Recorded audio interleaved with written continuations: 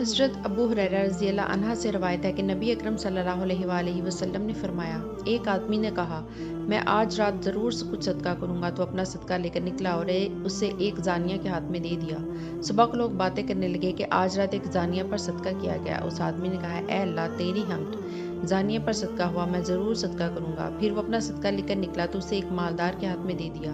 صبح کو لوگ باتیں کرنے لگے کہ ایک مالدار پر صدقہ کیا گیا۔ اس نے کہا، اے اللہ تیری حمد، مالدار پر صدقہ ہوا، میں ضرور کچھ صدقہ کروں گا۔ اور وہ صدقہ لے کر نکلا تو اسے ایک چور کے ہاتھ پر دے دیا۔ لوگ صبح کو باتیں کرنے لگے، چور پر صدقہ کیا گیا۔ تو اس نے کہا، اے اللہ، سب حمد تیرے ہی لیے ہے، زانیہ پر، مالدار پر اور چور پر صدقہ ہوا۔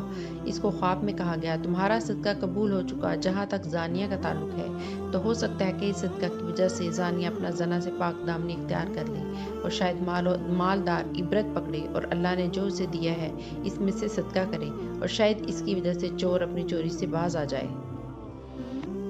حضرت ابو موسیٰ رضی اللہ عنہ نے نبی اکرم صلی اللہ علیہ وسلم سے روایت کی، آپ نے فرمایا، بے شک ایک ایماندار خزانچی جو دیے گئے حکم پر عمل کرتا ہے، یا فرمایا ادا کرتا ہے، اسے خوش دلی کے ساتھ پورے کا پورا بلکہ وافر اس شخص کو ادا کر دیتا ہے جس کے بارے میں اسے حکم دیا گیا ہے، تو وہ خزانچی 2 صدقہ کرنے والوں میں سے ایک ہے۔ حضرت عائشہ رضی اللہ عنہ سے روایت کی، انہوں نے کہا، رسول اللہ صلی اللہ علیہ وسلم نے فرمایا، جب عورت اجاڑے بغیر اپنے گھر کے کھانے میں سے خرچ کرتی ہے تو اسے خرچ کرنے کی وجہ سے اجر ملے گا، اور اس کے خاوند کو اس کے کمانے کی وجہ سے اپنا اجر ملے گا، اور خزانچی کے لیے بھی اسی طرح ہے، یہ ایک دوسرے کے اجر میں کوئی کمی نہیں کرتے۔ محمد بن زید رضی اللہ عنہ کے آزاد کردہ غلام عمیر رضی اللہ عنہ سے روایت کی، انہوں نے کہا، میں غلام تھا، میں نے رسول اللہ صلی اللہ علیہ وسلم سے پوچھا، کیا میں اپنے آقاؤں کے مال میں سے کچھ صدقہ کر سکتا ہوں؟ آپ نے فرمایا، ہاں، اور اجر تم دونوں کے درمیان آدھا آدھا برابر ہوگا۔ آزاد کردہ غلام عمیر رضی اللہ عنہ سے سنا، انہوں نے کہا، مجھے میرے آقا نے گوشت کے ٹکڑے کر کے خشک کرنے کا حکم دیا۔ میرے پاس ایک مسکین آ گیا تو میں نے اس میں سے کچھ اسے کھلا دیا۔ میرے آقا کو اس کا پتہ چل گیا تو انہوں نے مجھے بہت مارا۔ اس بار میں رسول اللہ صلی اللہ علیہ وسلم کی خدمت میں حاضر ہوا اور آپ کو یہ بات بتائی۔ آپ نے اسے بلا کر پوچھا، تم نے اسے کیوں مارا؟ اس نے کہا، میرے حکم کے بغیر میرا کھانا دوسروں کو دے دیتا ہے۔ تو آپ نے فرمایا، اجر تم دونوں کے درمیان ہوگا، تم دونوں کو ملے گا۔ حضرت ابو ہریرہ رضی اللہ عنہ نے ہمیں رسول اللہ صلی اللہ علیہ وسلم سے بیان کیا، پھر انہوں نے کچھ احادیث ذکر کی، ان میں سے یہ بھی تھی کہ آپ صلی اللہ علیہ وسلم نے فرمایا، عورت اپنے خاوند کی موجودگی میں نفلی روزہ نہ رکھے مگر جب اس کی اجازت ہو، اور اس کے گھر میں اس کی موجودگی میں اپنے کسی محرم کو بھی اس کی اجازت کے بغیر نہ آنے دے، اور اس عورت نے اس کے حکم کے بغیر اس کی کمائی سے جو کچھ خرچ کیا تو یقیناً اس کا آدھا اجر اس کے خاوند کے لیے ہے۔ حضرت ابو ہریرہ رضی اللہ عنہ سے روایت کی کہ رسول اللہ صلی اللہ علیہ وسلم نے فرمایا، جس نے اللہ کی راہ میں 2 چیزیں خرچ کی، اسے جنت میں آواز دی جائے گی کہ اے اللہ کے بندے، یہ دروازہ بہت اچھا ہے، کیونکہ وہ دوسرے میں سے جانے کا حقدار بھی ہوگا۔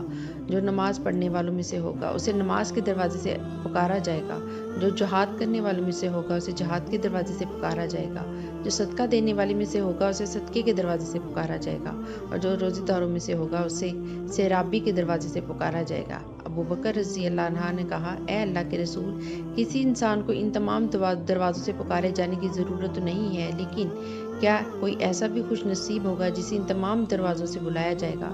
رسول اللہ صلی اللہ علیہ وسلم نے فرمایا، ہاں، اور مجھے امید ہے تم بھی انہی میں سے ہوں گے۔ حضرت ابو ہریرہ رضی اللہ عنہ سے روایت ہے، انہوں نے کہا، رسول اللہ صلی اللہ علیہ وسلم نے فرمایا، آج تم میں سے روزے دار کون ہے؟ ابو بکر رضی اللہ عنہ نے کہا، میں۔ آپ صلی اللہ علیہ وسلم نے فرمایا، آج تم میں سے جنازے کے ساتھ کون گیا؟ ابو بکر رضی اللہ عنہ نے کہا، میں۔ آپ نے پوچھا، آج تم میں سے کسی نے کسی مسکین کو کھانا کھلایا ہے؟ ابو بکر رضی اللہ عنہ نے جواب دیا، میں نے۔ آپ نے پوچھا، تو آج تم میں سے کوئی کسی بیمار کی تیمارداری کے لیے گیا؟ ابو بکر رضی اللہ عنہ نے کہا، میں۔ تو رسول اللہ صلی اللہ علیہ وسلم نے فرمایا، کسی انسان میں یہ نیکیاں جمع نہیں ہوتی مگر وہ یقیناً جنت میں داخل ہوتا ہے۔ حضرت اسماء بنت ابی بکر رضی اللہ عنہا سے روایت کی، انہوں نے کہا کہ رسول اللہ صلی اللہ علیہ وسلم نے مجھ سے فرمایا، مال کو خرچ کرو یا ہر طرف پھیلاؤ یا پانی کی طرح بہاؤ، اور گنو نہیں ورنہ اللہ بھی تمہیں گن گن کر دے گا۔ حضرت اسما رضی اللہ عنہا سے روایت کی، انہوں نے کہا رسول اللہ صلی اللہ علیہ وآلہ وسلم نے فرمایا مال کو ہر طرح خرچ کرو، یا پانی کی طرح بہاؤ یا خرچ کرو، اور شمار نہ کرو ورنہ اللہ بھی تمہیں شمار کر کے دے گا، اور سنبھال کر نہ رکھو ورنہ اللہ بھی تم سے سنبھال کر رکھے گا۔ حضرت ابو ہریرہ رضی اللہ عنہ سے روایت ہے کہ رسول اللہ صلی اللہ علیہ وآلہ وسلم فرمایا کرتے تھے، اے مسلمان عورتوں، کوئی پڑوسن اپنی پڑوسن کے لیے تحفے کو حقیر نہ سمجھے، چاہے وہ بکری کا ایک کھر ہو، یعنی جو میسر ہو بھیج دو۔ حضرت ابو ہریرہ رضی اللہ عنہ سے روایت کی کہ نبی اکرم صلی اللہ علیہ وآلہ وسلم نے فرمایا، 7 قسم کے لوگوں کو اللہ تعالیٰ اس دن اپنے سائے میں سایہ مہیا کرے گا جس دن اس کے سائے کے سوا کوئی سایہ نہیں ہوگا: عدل کرنے والا حکمران، اور وہ نوجوان جو اللہ کی عبادت کے ساتھ پروان چڑھا، اور وہ آدمی جس کا دل مسجد میں اٹکا ہوا ہو، اور وہ ایسے آدمی جنہوں نے اللہ کی خاطر ایک دوسرے سے محبت کی، اسی پر اکٹھے ہوئے اور اسی پر جدا ہوئے، اور ایسا آدمی جسے مرتبے اور حسن والی عورت نے گناہ کی دعوت دی۔ تو اس آدمی نے کہا میں اللہ سے ڈرتا ہوں، اور وہ آدمی جس نے چھپا کر صدقہ کیا حتیٰ کہ اس کا بایاں ہاتھ بھی جو خرچ کر رہا تھا اسے دائیں ہاتھ نہیں جانتا تھا، اور وہ آدمی جس نے تنہائی میں اللہ کو یاد کیا تو اس کی آنکھیں بہنے لگیں۔